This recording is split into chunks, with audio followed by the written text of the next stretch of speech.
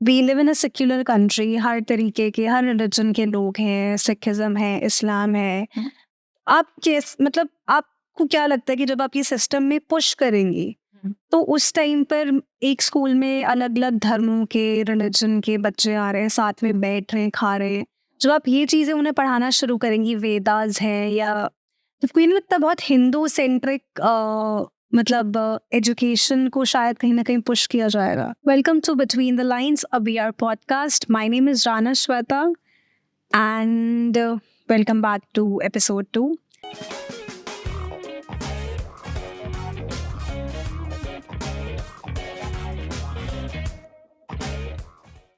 थोड़ा सा डिले हो गया because I was a bit occupied with my wedding, so thank you so much.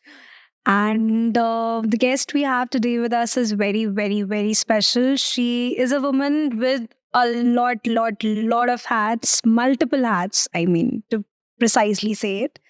Let's welcome Mrs. Anuradha Agarwal. Thank you so much, ma'am, show पे आने के लिए।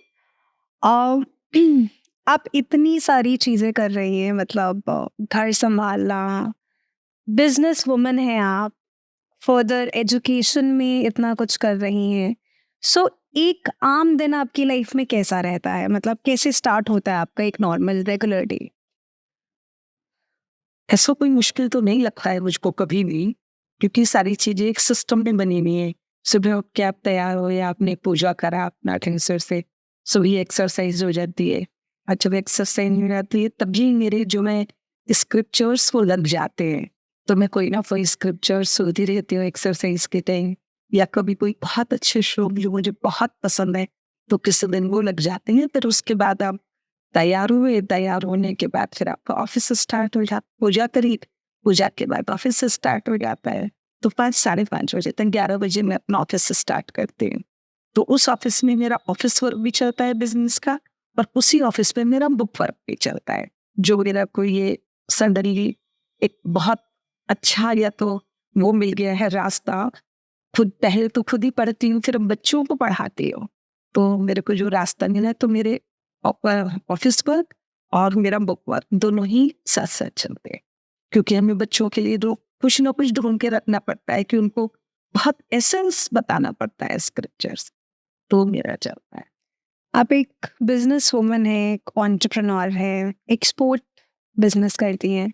सो जब आपने ये सब शुरुआत किया, जब स्टार्टिंग फेज में था, तो आपके हस्बैंड कभी कोई रेजिस्टेंस दिखाया हो? क्योंकि उस टाइम पर अगर मैं बात करूं, मतलब आज से मान लीजिए 20-30 साल पहले औरतों को उस तरीके का सपोर्ट नहीं मिलता था।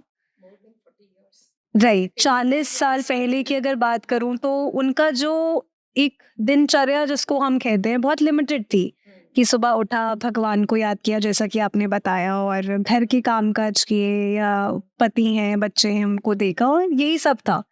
तो उस दौरान, उस पीरियड में, मतलब बिजनेस का ये जो आइडिया था, पर आपके हस्बैंड का इस पे क्या रिएक्शन था? कैसे कैसे जर्नी कैसे रहा इस पूरा पूरा बिजनेस सेटअप का, और सब कुछ ही कैसा रहा? एक्चुअली मेरे हस्बैंड ने अपना बिजनेस अपने आप ही स्टार्ट किया था, तो जब वो बाहर जाते थे तो मैं उनके पीछे उनका बिजनेस देखते थे, उनकी हेल्प करते थे। पर वो धीरे धीरे उस बिजनेस के अंदर, जब हमारा फर्स्ट बिजनेस था तो उसके अंदर 40 to 50 गर्ल्स थे, वो फार्मर से कनेक्टेड था। तो उस गर्ल्स की वजह से समझिए या कैसे भी समझिए, मैं धीरे धीरे एंटर होती चली गई।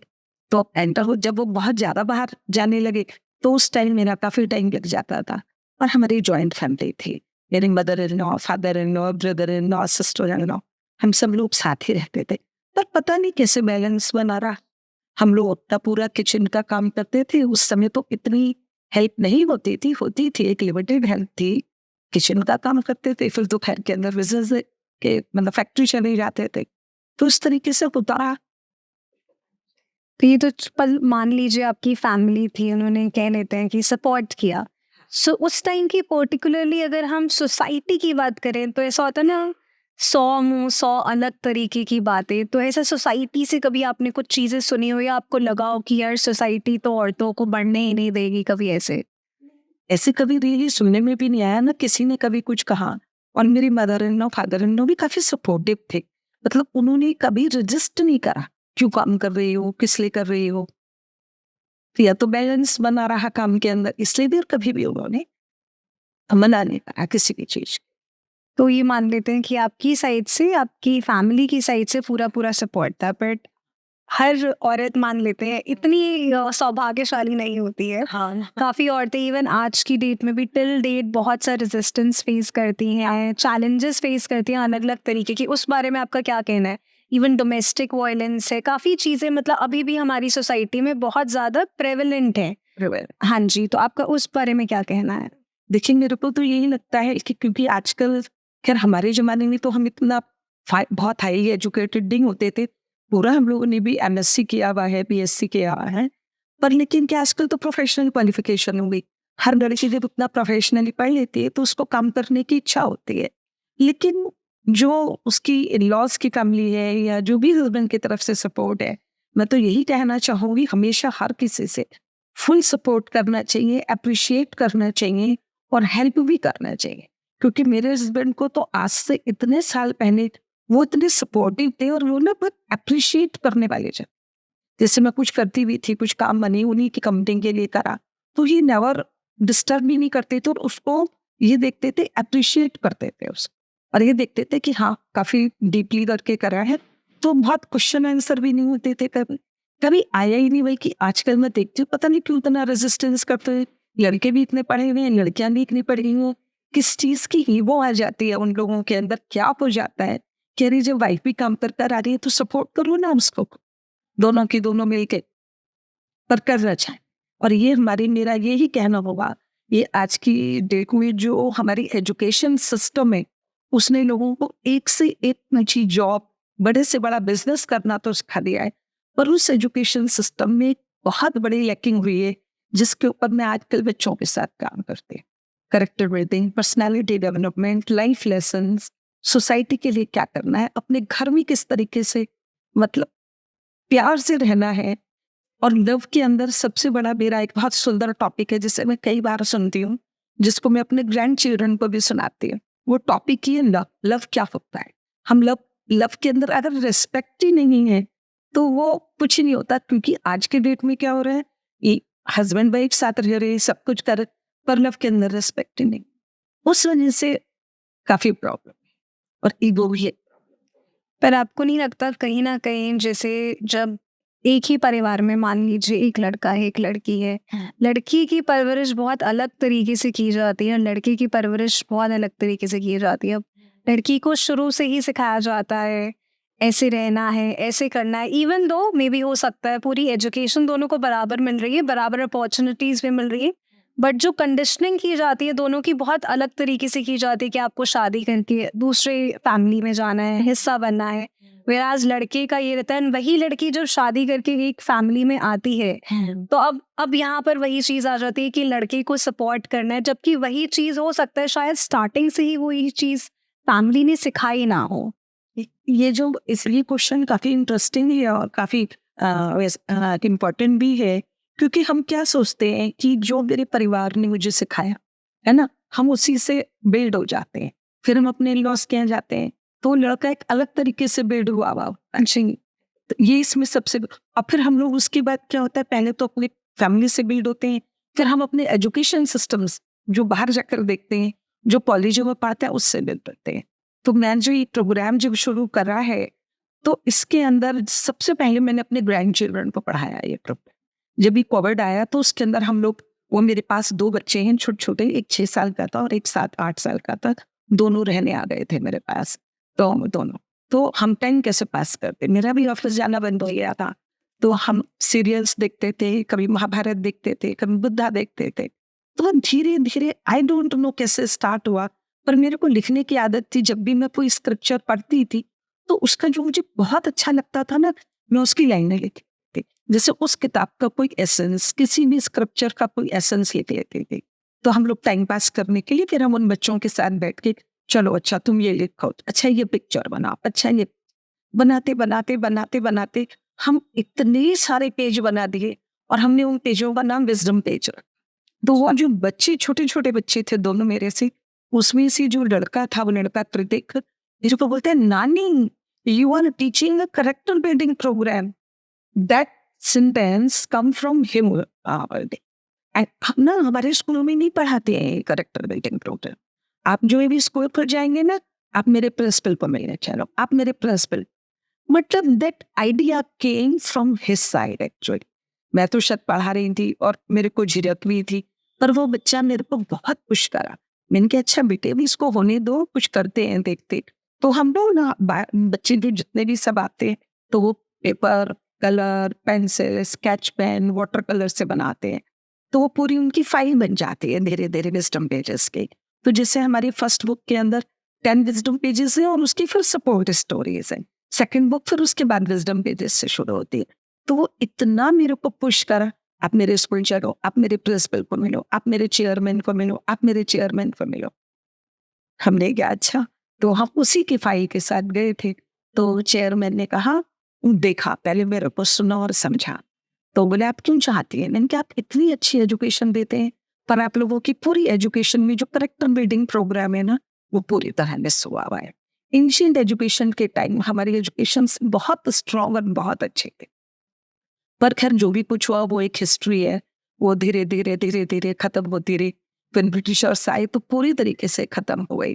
तो उस समय जो हमको एजुकेशन दी जाती थी, जो मैं पढ़ी हूँ, कि उसके अंदर उनको करेक्टर बिल्डिंग प्रोग्राम की भी एक एजुकेशन थी।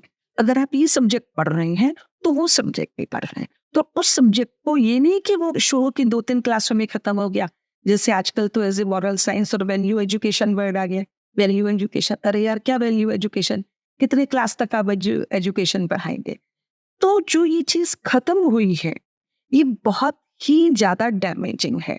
और उसी वजह से मतलब हम पेरेंट्स भी और बच्चे भी उस चीज को नहीं सीख पा रहे हैं कि जब परिस्थितियां ऐसी आती हैं तो हमें कैसे रिएक्ट करना है, और क्यों ना हर बच्चा ही उसको वो सब्जेक्ट।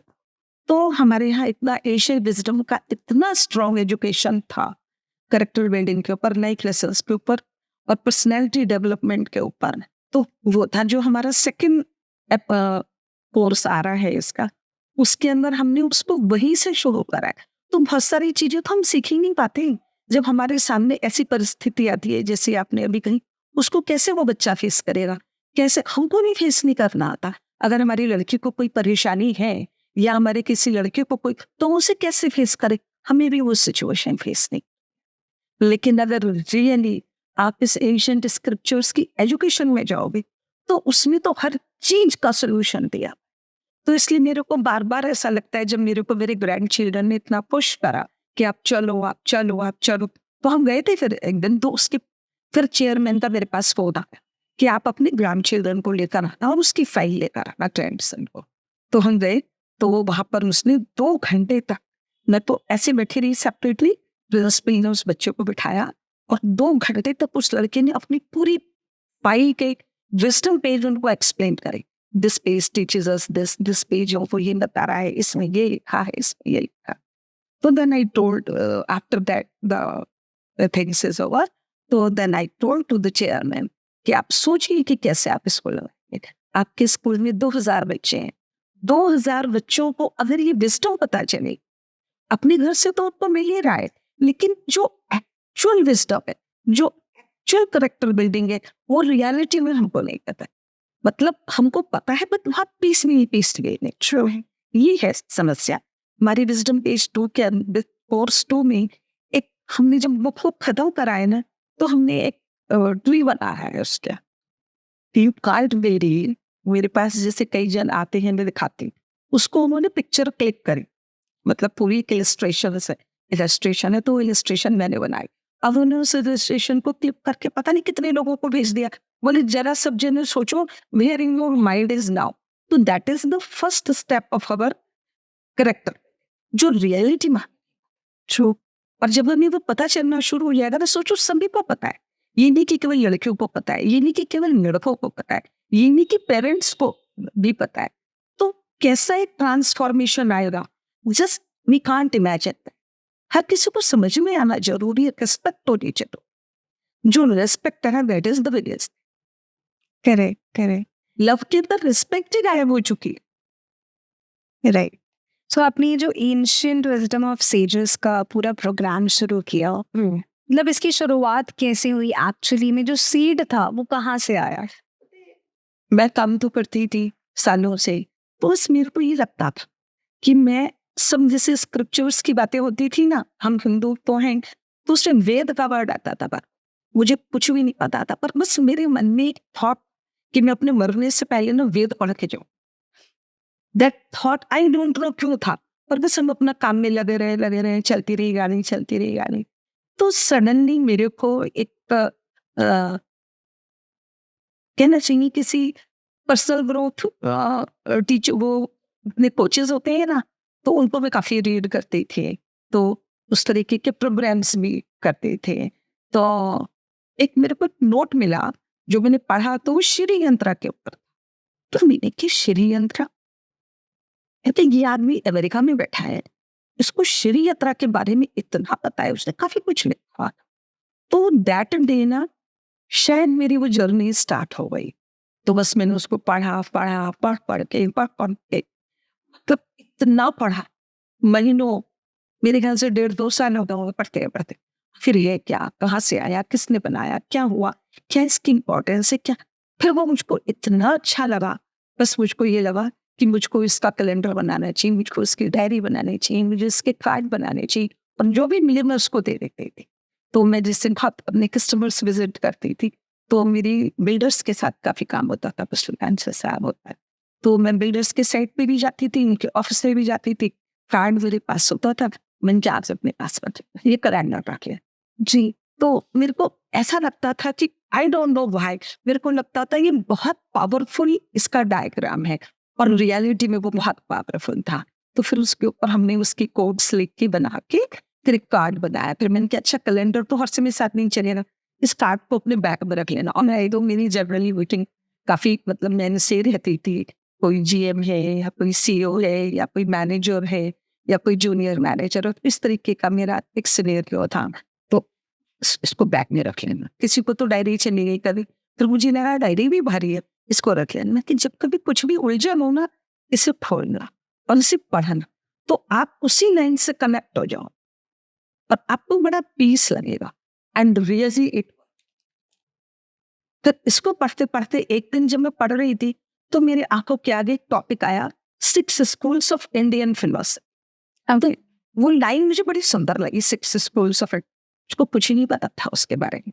तो फिर मैंने थोड़ा उसको पढ़ना शुरू करा, पढ़ते पढ़ते, because I am a science student, तो मुझे उसके अंदर 6 दर्शन उन्होंने बताए। तो उसमें एक दर्शन था वैशिष्ट दर्शन, तो मेरे वैशिष्ट दर्शन को पढ़ना शुरू करा।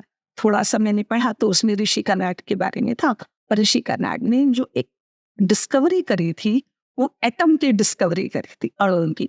तो बस वो मुझे बड़ा पसंद आया, मजा आया, जैसे मुझे लगा मेरे से कनेक्ट हो रहा है वो। तो फिर बस मैं वो पढ़ती रही। फिर उसके बाद योग दर्शन पढ़ना शुरू करा, फिर उसके बाद सांख्य दर्शन पढ़ा। इस तरीके से पढ़ते ये जर्नी चलती है। आपने अभी मेंशन किया आप साइंस स्टूडेंट रह चुके हैं। साइंस एंड स्पिरिचुअलिटी, ये वेदास है, एंड स्पेशली आजकल की जनरेशन, आपको भी पता होगा, आपके ग्रैंडचिल्ड्रन है, इन सब चीज़ों से थोड़ा दूरी रहती है। उनको कहते हैं अगर यार सुबह उठ के पूजा करनी है या अगरबत्ती जलानी है या मंदिर जाना है, तो कहते हैं नहीं जी हम तो साइंस एंड स्पिरिचुअलिटी या कह लीजिए रिलीजन या भगवान, आप इन सब चीज़ों को आपस में कैसे कनेक्ट करते हैं? देखिए, अगर हम रियलिटी में देखें, अगर हम एंशिएंट स्क्रिप्चर्स में जाएं और उस स्क्रिप्चर में जाएं, उस नॉलेज में और उस विजडम में जाएं जो कि सबसे पहले इस धरती पर आई, कभी शायद आपने इमेजिन नहीं करा होगा, या मैंने भी कभी नहीं करा, पर मैं बार बार सोचती हूँ कि अभी हमें भगवान के बारे में तो क्लैरिटी हुई है, जो हमने अपने बच्चों को फर्स्ट बुक में सिखा रहे हैं, तो लेकिन फिर ये भगवान ने इंसान को बनाया, धरती को बनाया, आसमान को बनाया, पूरे यूनिवर्स को बनाया, पर ये नॉलेज कहाँ से आई होगी, ये विजडम कहाँ से आई होगी?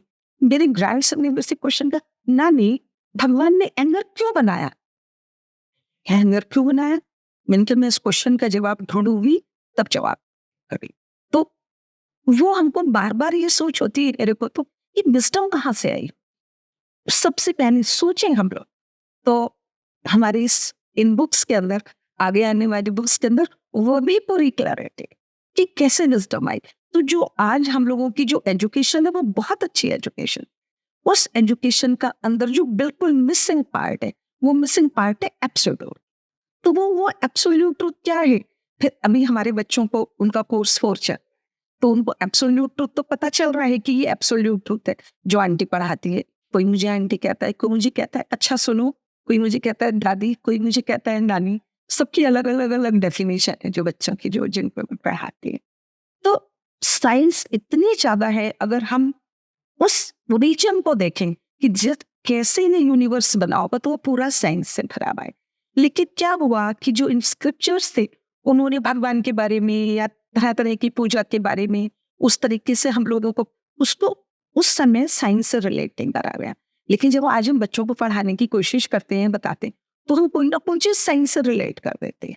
हम जैसे इतनी सारी साउंड है, अभी बहुत जोर से बोलो, चीख के बोलो, बदतमीजी से बोलो, तो कैसा हमारा ब्रेन रिएक्ट करता है। और कभी भी बिल्कुल पोलाइटली और आराम से बात करो। पता है पेड़ों को भी साउंड सुनाई देते हैं।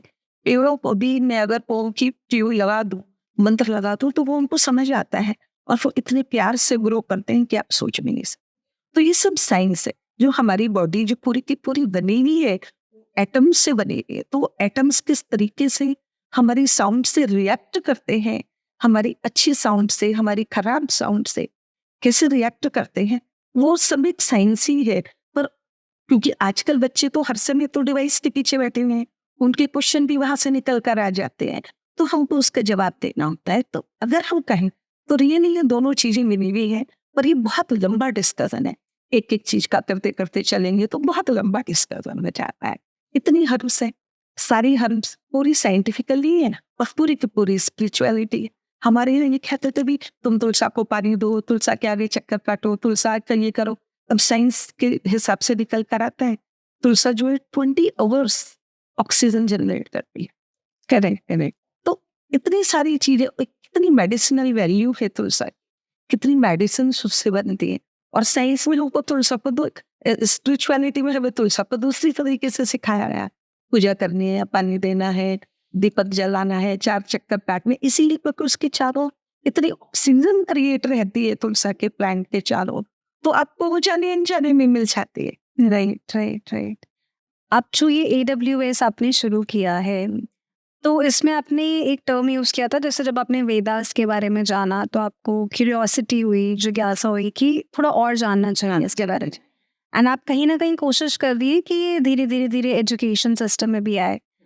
पर क्योंकि हमारी we live in a secular country, हर तरीके के, हर रिलीजन के लोग हैं, सिखिज्म है, इस्लाम है, आप मतलब आपको क्या लगता है कि जब आप ये सिस्टम में पुश करेंगी, तो उस टाइम पर एक स्कूल में अलग अलग धर्मों के, रिलीजन के बच्चे आ रहे हैं, साथ में बैठ रहे हैं, खा रहे हैं, जब आप ये चीज़ें उन्हें पढ़ाना शुरू करेंगी, वेदास है या, तो कोई नहीं लगता बहुत हिंदू सेंट्रिक मतलब एजुकेशन को शायद कहीं ना कहीं पुश किया जाएगा? नहीं, आप जो बोल रहे हैं वैसे ये है, लेकिन अगर आप हमारा बुक देखेंगे, उसमें कहीं पर भी हमने हिंदुज्म का जिक्र ही नहीं करा है।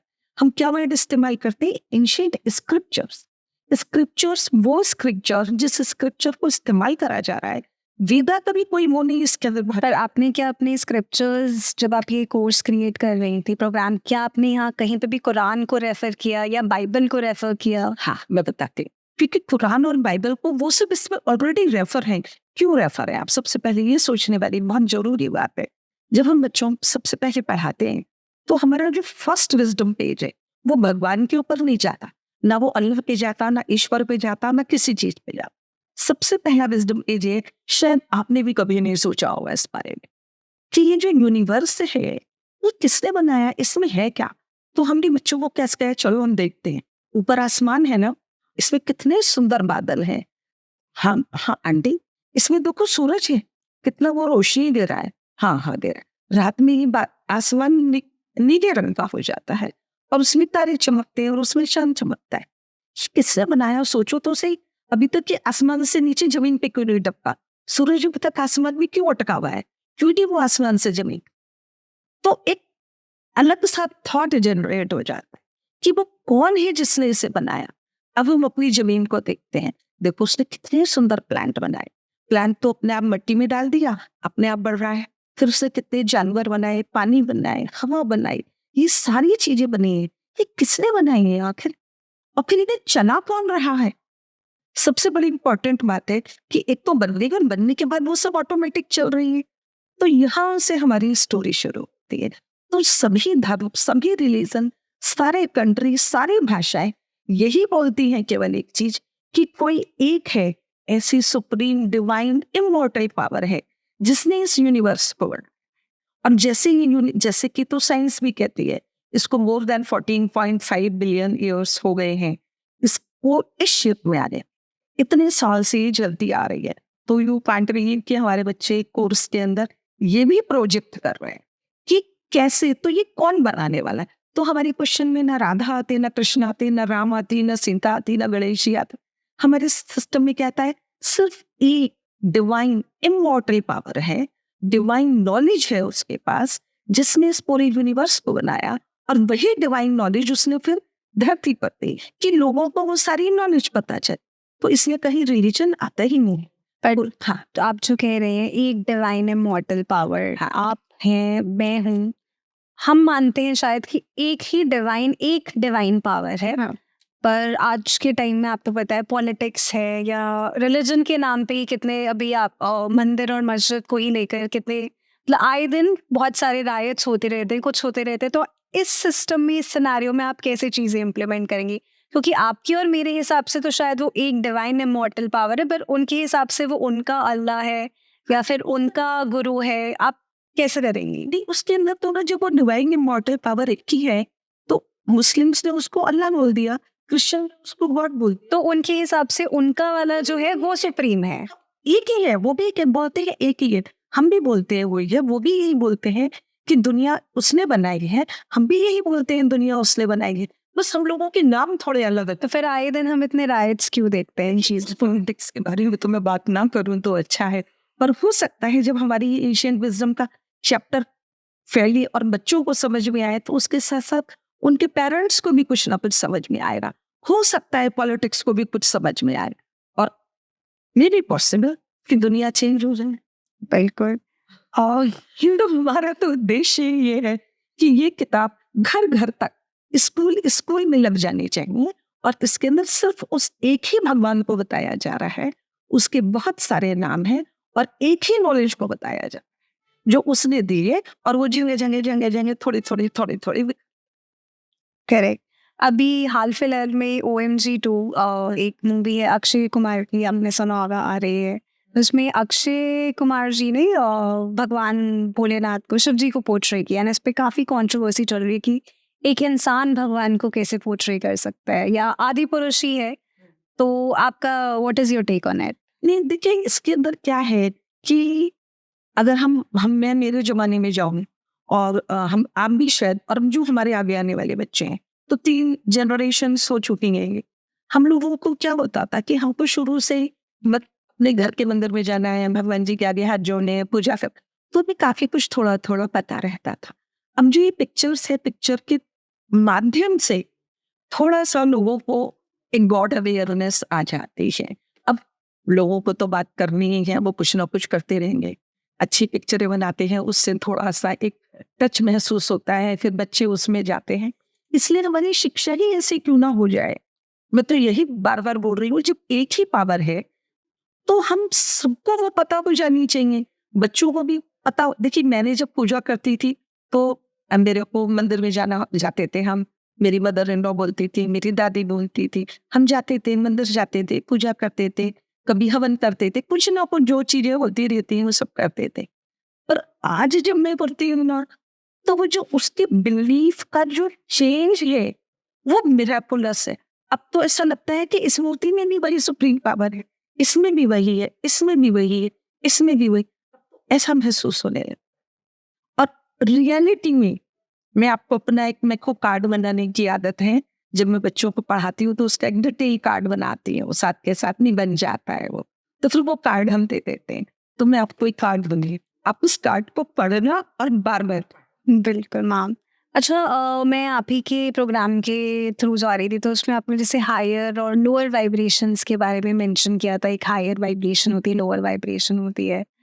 और नॉट जस्ट दैट, मतलब क्योंकि हम रिलीजन, स्पिरिचुअलिटी, इन सब चीज़ों की बात कर रहे हैं, तो जैसे पीरियड्स हैं, मेंस्ट्रुअल साइकिल जो होता है वो एक साइंटिफिक, एक बायोलॉजिकल प्रोसेस है। एंड इस ड्यूरेशन में यूजुअली इट्स बीइंग सेड, या कहा जाता है, मतलब लड़कियों को मना किया जाता है, या पुराने टाइम में तो इनफैक्ट उनको अलग कर दिया जाता था कि आप सबके साथ मत रहो, अलग रहो, मतलब सेम उसमें नहीं खाना पीना है, किचन से दूर रहिए। इवन अभी भी काफ़ी मतलब घरों में, मतलब मैक्सिमम अर्बन रूरल एरियाज की मैं अगर बात करूं, 70% रूरल एरियाज में अभी भी ये जो बहुत ज़्यादा प्रेवलेंट है, उनको किचन में जाने से मना किया जाता है, या विडोज के आसपास जाने से मना किया जाता है, या मंदिरों में इनफैक्ट अभी भी कुछ नहीं दिया जाता, जाते हैं। करेक्ट। तो how do you connect all of this? मतलब भगवान है, भगवान या जो भी डिवाइन इमॉर्टल पावर है, and this is nothing but science. Menstrual cycle is nothing but science and biology, human biology of a woman body. तो उस ड्यूरेशन में ये ऐसी प्रैक्टिसेस क्यों होती हैं, और ऐसा क्यों, मतलब कहाँ से ये सब शुरू हुआ है, ये क्यों है अभी भी सोसाइटी में? देखिए मेरे वैसे वैसे यही क्वेश्चन थोड़ा सा अलग है, पर फिर भी ये हाइजीन पॉइंट, जब हमारे जमाने में अगर आप जाएंगी तो हम लोग का किस तरीके से ये सारे सिस्टम को होता था, और आज इतना एडवांस हो गया है, तो बहुत हाइजीन टोटल चेंज हो गई है। तो that is only for the hygiene. But then stopping a woman going to a temple, why is it so? बस वो इसीलिए ना, क्योंकि आपका हाइजीन इतना गंदा हुआ है, या मतलब आपके हाथ साफ, या जो भी कुछ होता होगा, इसके बारे में बहुत ज्यादा नहीं कह सकती कुछ, पर केवल हाइजीन वर्ड हमें। और उस समय आप बेसिकली थोड़ी इम्प्योरिटी उसके अंदर रह रहे हो, तो लगता है कि आप भगवान के पास, भगवान तो आपके अंदर है ना। एग्जैक्टली, जब भगवान आपके अंदर है तो ये इम्प्योरिटी कहाँ से आई? मतलब ये बॉडी की तो होती है। देखिए अभी जब हम वॉशरूम जाते हैं तो हम अपने हाथ साबुन से तो धोते हैं ना, धोकर ही बाहर आते हैं। हर चीज को अच्छे से धोते हैं। मंदिर भी जाते हैं तो हाथ धो के जाते हैं, खाना खाने भी बैठते हैं तो हाथ अच्छे से धो के बैठते हैं। जी, बच्चों को समझाते हैं कि भी हाथ धोगा तो खाना खाना बाहर से आ जाए। तो it is mainly as a hygiene according. ठीक है। एंड आपने ही अपनी बुक में जो हायर एंड लोअर वाइब्रेशंस के बारे में मेंशन किया है, हमारी बुक में वो हायर एंड लोअर वाइब्रेशन जैसा कोई सब्जेक्ट नहीं है, लेकिन हमारी बुक के अंदर एक सब्जेक्ट ये आ रहा है, higher and lower knowledge, right, correct. तो जो स्क्रिप्चर्स के हिसाब से, और वैसे भी जो लोअर नॉलेज है उसको, मतलब लोअर नॉलेज वो बोलते हैं कि it is a knowledge about the external, जो पूरी एक्सटर्नल वर्ल्ड की नॉलेज है, और हायर नॉलेज है अबाउट द एब्सोल्यूट ट्रूथ।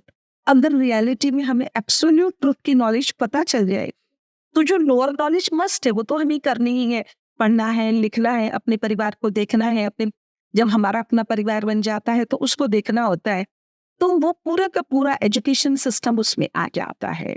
और जब हम हायर नॉलेज की बात करते हैं, तो जो नॉलेज हमारे यहाँ मिसिंग है, जो एजुकेशन हमारे यहाँ मिसिंग है, जो विजडम हमारे यहाँ मिसिंग है, वो हम उसकी बात कर रहे हैं। कि अगर बच्चों को आज ये एब्सोल्यूट ट्रूथ के बारे में थोड़ा सा भी ज्ञान नहीं जाए कि ये हायर नॉलेज है, ये भगवान है, ये जो भगवान है वो ये है, डिवाइन पावर है, और उसने हमें बनाया है, और वो हमारे अंदर बैठा हुआ है, तो हमारा उससे मतलब।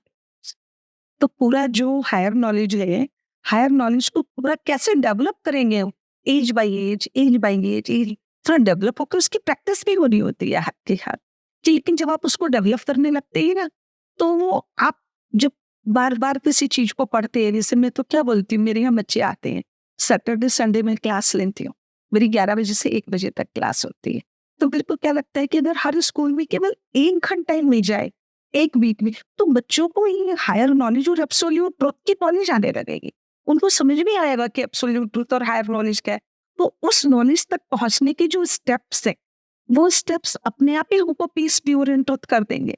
वो स्टेप्स अभी इतना तैयार कर देंगे कि जो ये आप आज अभी हम बात कर रहे थे कि इतने मिसअंडरस्टैंडिंग हो जाती है, रिस्पेक्ट नहीं होती है, प्रॉब्लम होती है, शायद नहीं समझते, वो प्रॉब्लम्स बहुत सॉल्व। और इन स्क्रिप्चर्स के अंदर है आपके क्वेश्चन का हर एक जवाब है, पर वो इतने विशाल हैं, इतने बड़े हैं, उनको ढूंढ के निकालना ऑलरेडी बहुत गुरु बहुत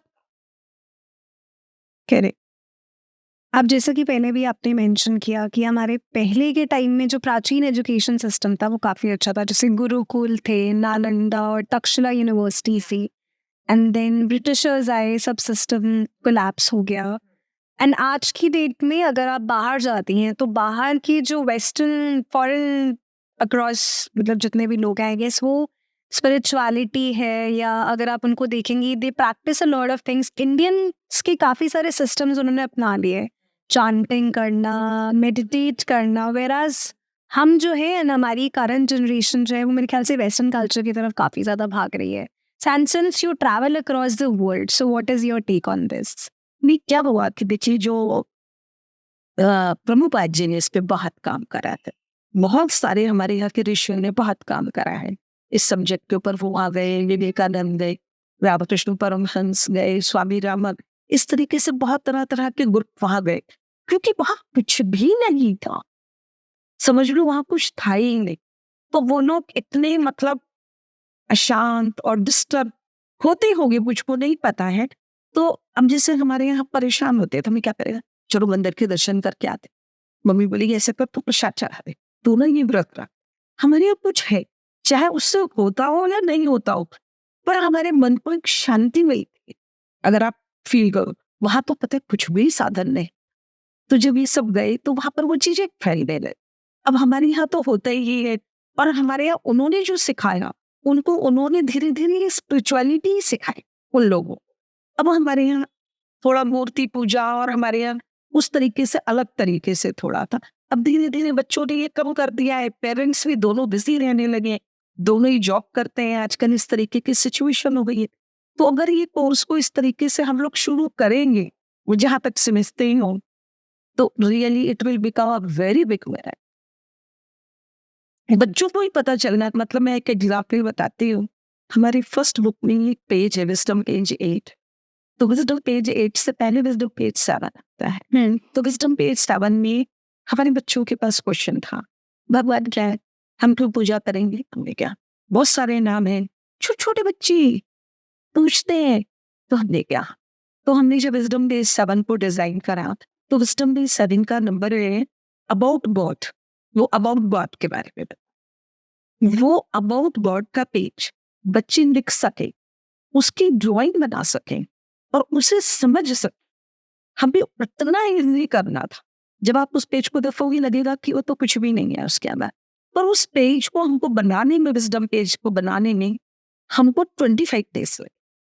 उसके लिए शब्दों का चयन करने में, उसको इतना आसान करने में कि एक बच्चा उसको बोल दे, उसको बनाने के बाद बोल दे और वो लिख दे बच्चा। अब बिलीव नहीं करोगे, 5 साल का बच्चा, एक की सिस्टर आती है तो उसकी मम्मी ने, इतना प्यारा सा है वो, बैठकर चुपचाप, सब बड़े बड़े बच्चे तो बात करते रहते हैं, बैठ के चुपचाप उसने लिख लिया पूरा। राइटिंग उसकी थोड़ी टेढ़ी मेढ़ी। मैंने क्या बेटा तू उसको दोबारा से लिखिएगा क्या, तेरी राइट, तो बोला हाँ आंटी। फिर मैंने कहा तो उसको मुझे सुनाएगा क्या, मैं वीडियो लेती हूँ बच्चों की। यू कांट बिलीव, वो 5 साल का बच्चा, और इंग्लिश की उसने सारी लाइनें मेरे को ऐसे फटफट फटफट सुना दी, इनके कुछ समझ में आया है, हम मेरे को समझ में आया। तो जो मुझे अब पता चला है कि there is a supreme divine immortal power, supreme divine knowledge which have so many names, Brahm, Paramatma, ईश्वर, भगवान, अल्लाह, गॉड, कुछ भी बोल दो, वो उन छोटे छोटे बच्चों को अभी से पता चला। करेक्ट। कैसे प्लान कर रही हैं इसको पूरे एजुकेशन सिस्टम में फ्लश इन करने के लिए? अभी तो कुछ मेरे यहाँ एक इंसिडेंट भी हो गया था, तो ये बुक थोड़ी लेट हो गई। तो अब तो अभी ब्लूरोज के साथ बात चल रही है, अभी देखते हैं ब्लूरोज से कहाँ लेकर जाते हैं। फिर उसके बाद मेरे साथ साथ चल रहा है, क्योंकि कुछ लोग इसे जो भी देख रहे हैं वो यही उनको लग रहा है कि बहुत आसान तरीके से स्पिरिचुअलिटी को बताना, और बिना किसी धर्म के, जो ऊपर से जो सबसे पहले, और ये सबके लिए आई थी। भगवान ने यूनिवर्स सबके लिए बनाया, मुसलमान के लिए भी बनाया और हिंदू के लिए भी बनाया, क्रिश्चियन के लिए भी बनाया और जुडिज्म के लिए भी बनाया, अमेरिका के लिए भी बनाया और भारत के, तो सारे कंट्रीज के लिए, सारी कम्युनिटीज के लिए बना। तो वहां से हम उस नॉलेज को पिक करते हुए ला रहे हैं, तो जिससे जब स्कूलों में भी ये नॉलेज आएगी तो बच्चों को पता चलेगा ना, वो लॉस्ट तो नहीं रहेंगे ना, कह रहे हैं। तो वो चीज फिर उसके बाद नॉलेज आती है, विजडम आती है। अभी तो कौन है जो उसको चला, हमारे अंदर कौन बैठा है पूरा ठीक है, बॉडी है, ऑर्गन है, सिस्टम है, हम अगर एक्सरसाइज करेंगे, सही सोचेंगे तो सही, लेकिन फिर भी उसके अलावा कोई एक है जो हमारी सोल है, जो हमारे अंदर परमात्मा या भगवान बैठा हुआ है, वो उसे चला रहा है। तो ऐसा लगता है मेरे को, ऐसा बार बार लगता है कि अगर ये बुक्स भी हमारा सीरीज रहेंगे, अभी आप सीरीज 1 कर रहे हैं, series 2, series 3, series 4, series 5, series 6, इस तरीके से सीरीज है। तो इस समय हमारे बच्चे सीरीज 4 पर चल रहे हैं और सीरीज 4 के साथ साथ वो सीरीज 6 बता रहे हैं, जो कि मुझको लगता है बहुत ही अच्छा एसेट होगा। तो पहले तो वो मैं ही बना रही थी, तो ऐसे ही मेरे को भाव आया, क्यों नहीं मैं इनसे ही बनवाती है। तो मेरा जो मेथड है, मैं ऐसे ही नहीं बुक बनाकर कर देती हूँ। तो पहले हमारा थॉट्स जाता है, थॉट जाके हम एक रफ ड्रॉ करते हैं, रफ ड्रॉ करके बच्चों को देते हैं, अब तुम इसको बनाओ। कभी हम आधा करते हैं, कभी पूरा, अभी तुम इसको पूरा करो। तो वो मैं ये देखती हूँ कि क्या ये कर सकते हैं कि नहीं कर सकते। तो वो उस पूरे पेज को ड्रॉ करते, पूरा उसके बारे में लिखते हैं, फिर वो उसकी वीडियो देते हैं। तो फिर मुझको तसल्ली होती है कि हाँ, इनको समझ तो आते हैं। अभी तो अब इनको इसका, हमको जैसे बोलते हैं ना हमारे यहाँ चिंतन, माइंड मॉडिफिकेशन, समझ तो आ गया। तो बार बार जिनको मैं बहुत जैसे वो कहते हैं mind modification, mind modification, mind modification. अभी तो तुम्हारे ये ग्रूव बने हुए हैं, जैसे तुम सोचते हो, अभी तुम्हें अपने ब्रेन में नए ग्रूव्स बना दे, जिन गुरुओं पे तुमको ये चीज याद। अच्छा मैम, आजकल बड़े सारे गुरु हो गए हैं, कोई यहाँ बैठ के, कोई स्वामी है, कोई गुरु हैं, लोग ब्लाइंडली उन्हें फॉलो करते हैं, वो रिलीजन के बारे में कुछ कुछ चीज़ें बता रहे हैं। एंड काफ़ी सारे तो आई बिलीव बीच में ही अभी कुछ कुछ फेक केसेस भी आए थे, पुलिस पकड़ के ले गई। तो सोसाइटी में जो ऐसे लोग हैं जो धर्म के नाम पे, रिलीजन के नाम पे कुछ भी स्प्रेड कर रहे हैं, उसके बारे में आप क्या कहें? मैं इसके बारे में कुछ नहीं कहना चाहती, पर फिर भी बहुत सारे गुरु बहुत अच्छा काम कर रहे हैं, बहुत कोशिश कर रहे हैं वो किसी तरीके से तो ये ट्रांसफॉर्मेशन हो। पर फिर भी मुझको यही लगता है कि किसी तरीके से बहुत सिंपल वे में अगर इस तरीके का कोर्स हमारे बच्चों को शुरू से ही पता चल जाए, और तो उसके साथ साथ पता है कि पेरेंट्स को भी पता चल रहा है। तो कई बच्चे क्या कहते हैं, आंटी तो जब वो स्पीच देते हैं and बोलते हैं, तो कहते हैं we are learning ancient wisdom of the sages for children, it gives us correct knowledge. तो क्या बोलते हैं उससे, no aunty, we are learning ancient wisdom of the sages for children and modern care which gives us correct knowledge. इनके अभी तुम्हारी mummy तुमको पकड़ के बताएगी। सो आपकी पूरे कोर्सेज एंड क्लासेस खुद कन्वे करती हैं या आपके साथ में मतलब काफ़ी लोग जुड़े हुए हैं? नहीं, अभी तो जो एक्चुअली मैं इस फर्स्ट बुक की ही वेट कर रही थी कि हमारी प्रॉपर वे में बुक और प्रेजेंटेशन आ जाएगी। तो अभी तो क्या है कि मैं जिस अपार्टमेंट में रहती हूँ, तो मेरे अपार्टमेंट के अंदर ही जो सापबीज हैं, तो उनके बच्चे हैं, तो करीब 15-16 बच्चे हैं, वो मेरे साथ अटैच हो गए हैं। तो उनका 2 दिन का होता है, कभी उनकी किसी के एग्जाम की वजह से छुट्टी होती है, तो उनके पेज पॉप अप कर लेते हैं। तो कोई किसी विजडम पेज पे होता है, तो 4 बच्चे एक विजडम पेज पे होते हैं और सब हो जाता है। मेरे साथ मेरी एक असिस्टेंट होती है और एक मेरी ऑफिस असिस्टेंट भी है, जो कि हम तीनों मिलकर उन बच्चों की तैयारी। पेरेंट्स में आपने कोई चेंजेस देखे हैं? जिन बच्चों के साथ आप इंटरेक्ट करती हैं, उनके पेरेंट्स में कोई चेंजेस आए हों? नहीं, देखिए मैं तो पेरेंट्स से तो बहुत ज्यादा मेरा कोई मिलना नहीं, या उन्होंने कुछ कहा हो कि आप हमारे बच्चे को ये क्या सिखा रही हैं, क्या बता रही लेकिन ये किसी ने कुछ भी नहीं कहा। और सब अपने बच्चे अपने पेरेंट्स को, मतलब सब पेरेंट्स अपने बच्चों को आराम से भेजते हैं। अब बच्चों की तो ये हालत है कि वो अपने आप ही आ जाते हैं सैटरडे संडे। जैसे अ, जो पेरेंट्स, वो तो मेरे को बार बार बोलता, आंटी मेरे तो टाइम ही नहीं मिलता, हम तो सिखा ही नहीं पाते, कम से कम आपने तो बच्चों को बहुत अच्छे से पढ़ा रही हो, समझा रही हो। तो उनकी बुक्स हैं बच्चों की सबकी, जो वो ये जैसे बुक है ना, ये बुक तो फाइन वे में ही है, वो उन सबकी एवरीडे की बुक है, उनके पेजेस है जो वो बढ़ाते हैं।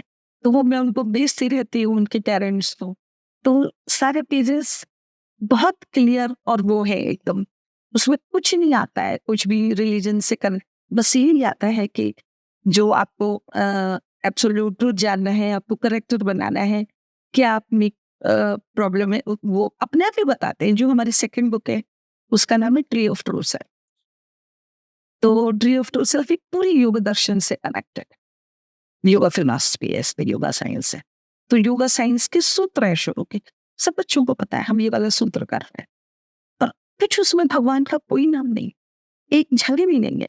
बस वो आपको ये बताता है कि भाई माइंड कैसा होता है, जब वो ऐसा होता है तो वो कैसे बिहेव करता है, जब वो ऐसा तो कौन सा होना चाहिए, तो वो अपने आप ही देखते हैं भैया ठीक है माइंड की 5 स्टेट है, ये है ये है ये है और ये है वो। तो अपने हाँ आंटी मैं रेस्टलेस, यू कांट बिलीव, वो बताते हैं हमें थोड़ा ट्रबल्ड भी, तो मैंने कहा अभी हम कैसे दूर करेंगे इसको बेटा। बट आपको नहीं लगता कि जैसे आप चिल्ड्रन में, बच्चों में शुरू कर रही हैं, कैरेक्टर बिल्डिंग के ऊपर काम कर रही हैं, सिमिलरली हमारी ही एज के शायद जो लोग हैं उनको भी इस चीज़ की बहुत ज़रूरत है? बहुत ज़रूरत है, मतलब मेरे को भी लगता ही है बहुत ज़रूरत है। तो जो ये हमारा जो कार्ड प्रोजेक्ट है ना, अभी हमने जैसे इस प्रोजेक्ट को लिया है, जैसे मैंने बच्चों को मंत्र पढ़ाया, तो अब बच्चों को तो उतना समझा दिया, लेकिन बड़ों को तो उनसे ज़्यादा जल्दी और अच्छे से समझ में आएगा ना।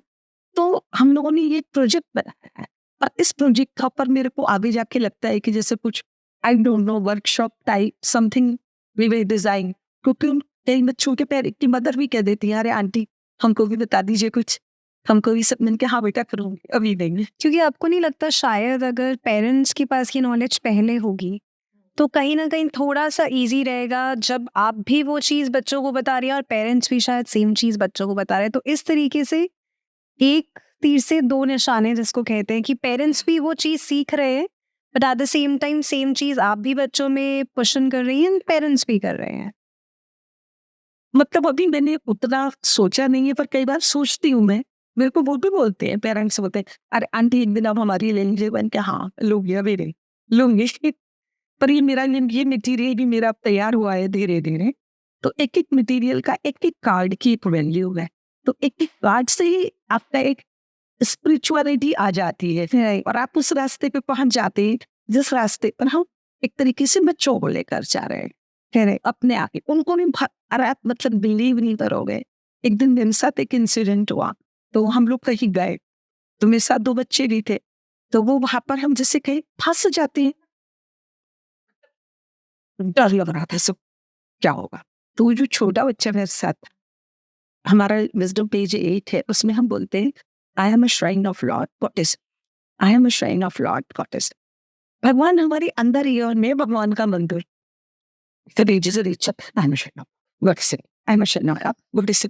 तो मैं देख के इतना सरप्राइज हुई कि इस बच्चे को इस समय बहुत डर लग रहा है, और वो उस डर के अंदर बार बार ये सेंटेंस को रिपीट कर I am That brings me to a very important question actually. I'm a shrine of Lord and the God is within me.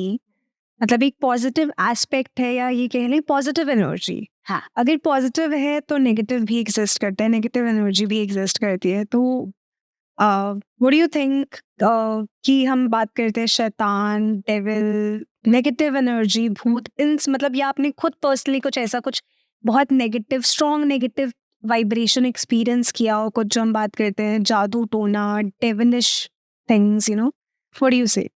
पता है खैर इसमें तो इतनी ज्यादा स्पिरिचुअलिटी की तो भी कुछ संशयन है, पर उससे पहले भी जो हमारा एक रूटीन होता था, मंदिर पूजा गीता पढ़नी है, ये करना है वो करना, कभी नहीं दिए थे इसको। मैं तो इतना घूमी हूँ, 25 साल, एक साल में 5-5 6-6 महीने, 3 महीने के लिए गए, कभी 1 महीने के लिए गए, कभी 15 दिन के लिए गए, कभी नहीं फील हुआ, कभी कोई डर फील नहीं हुआ, कभी कोई डेविल एविल जैसी कोई चीज फील।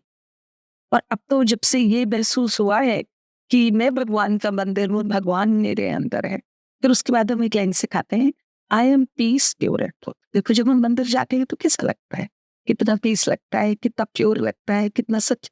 ऐसे ही मेरी body, I am peace pure, I am a shrine of lord god is in, I am a shrine of lord god is. But then if this positive is there, negative भी तो होगा।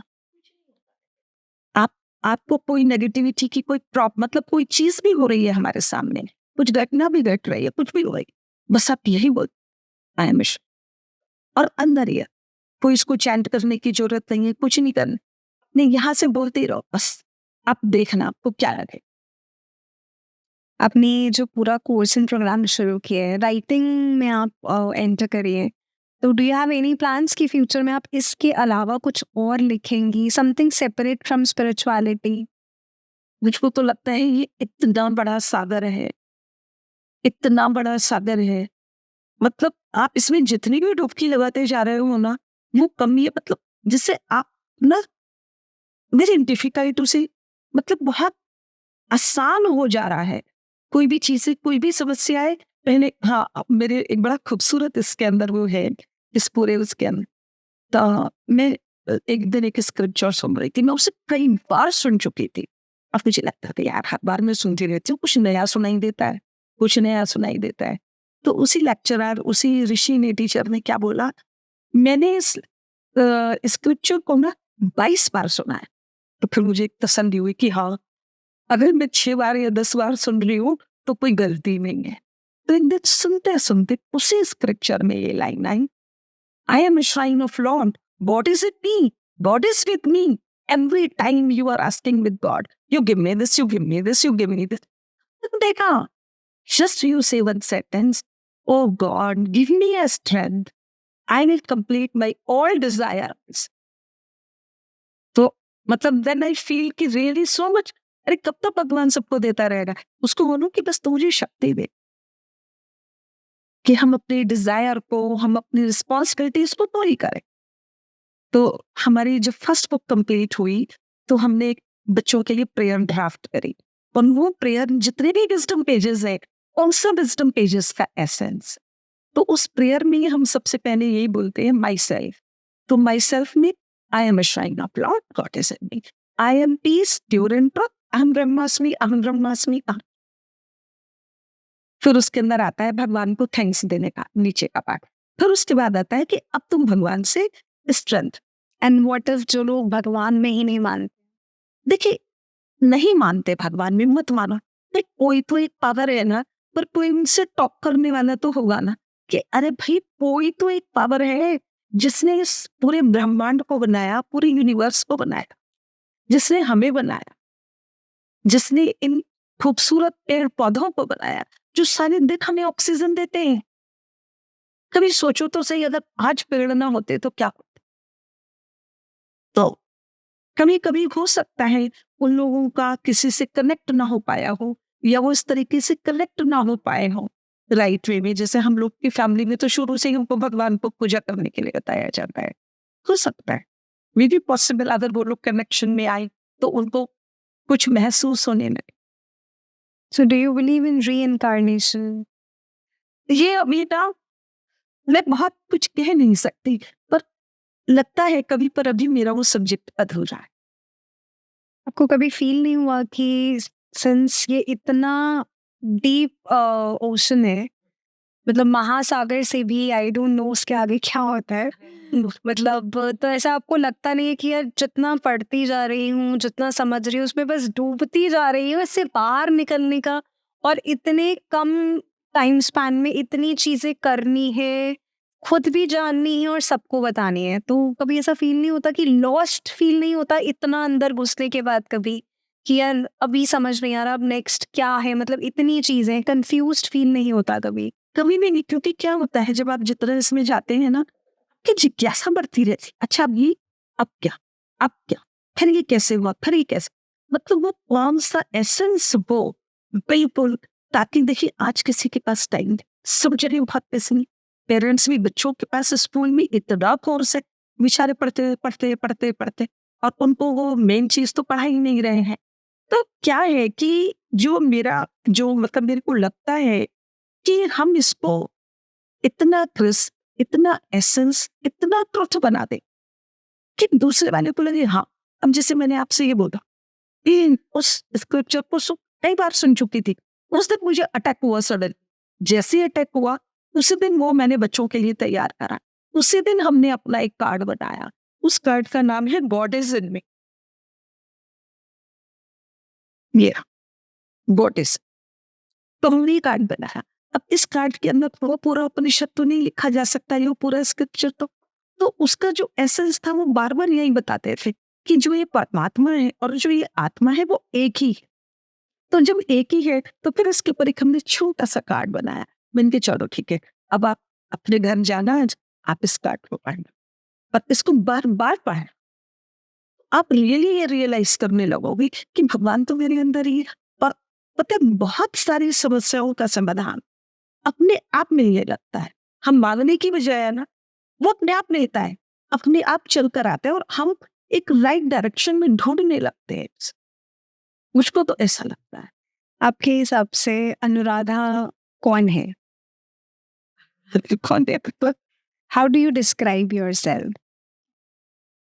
How will you describe yourself जब आप इतना deep उसमें जैसे जैसे dive in करते जा रहे हैं, धीरे इतने सारे क्वेश्चंस हैं भगवान से रिलेटेड, एनर्जी से related, in between all of this Anuradha कौन है आपके हिसाब से?